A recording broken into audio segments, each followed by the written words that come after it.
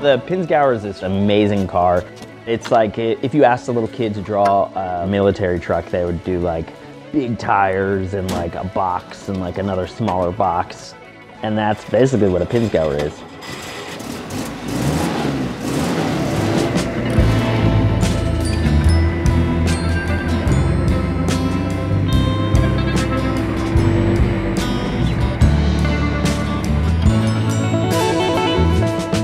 I think the ordinary is a thing that you can buy off of a shelf, and that sounds like what everybody else gets to experience. And there's nothing wrong with that. It's just not for me personally. Growing up, I was always like a tinkerer. I was always kind of like some meth addict, taking apart TVs and radios and what have you, and trying to figure out how they'd go back together. Most of the time, they would not go back together. I made a makeshift workshop out of my parents' basement, and I used to race mountain bikes with my brother, and so I learned to be mechanically sound there. I think when I was like 14, I started oxyacetylene weld at this camp that I went to, and I kind of took off from there. I got into cars when I was in high school. I saved up a handful of money and I bought myself a Jeep, and I did everything from like different suspension and tires, and they were all kind of like bolt-on stuff, and it was just fun off-roading, and I got stuck one day and I bent some parts. I thought that the ultimate goal was to figure out how to be able to like make these parts. And those are things that I make all the time now. This is what I do for people. I take whatever they have and then I upgrade it and make it out of better quality products. My specialty is I make things that most people can't, which is an arrogant way of saying I form metal. I build everything from cars to motorcycles to restaurants.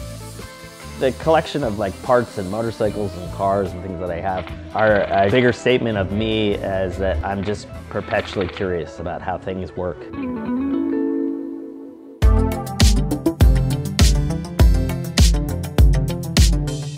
I was kind of in the market for either a Unimog or a Volvo 404 or something that was like really boxy and weird looking.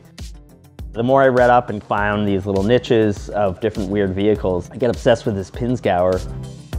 A buddy of mine had one in Salt Lake City, and he finally let me buy it, and it was an absolute massive car. So years and years of me cutting and welding things, it looks like it looks now. Things like the Unimogs and Volvos, 404, Defenders, those all max out around like 40 miles per hour or something. They're really, really slow, and the Pinzgauer has this over and under drive.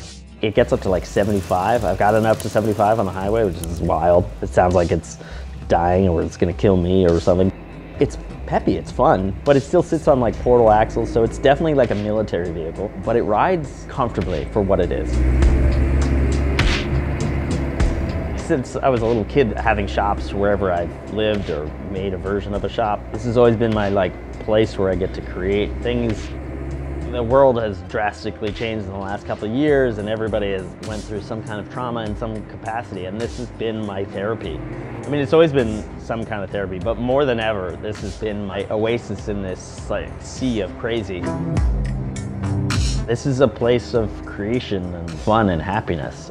It's frustrating working on something that I don't know how to work on, but like, this is where I learn. Life improves here, and it perpetually is always improved here.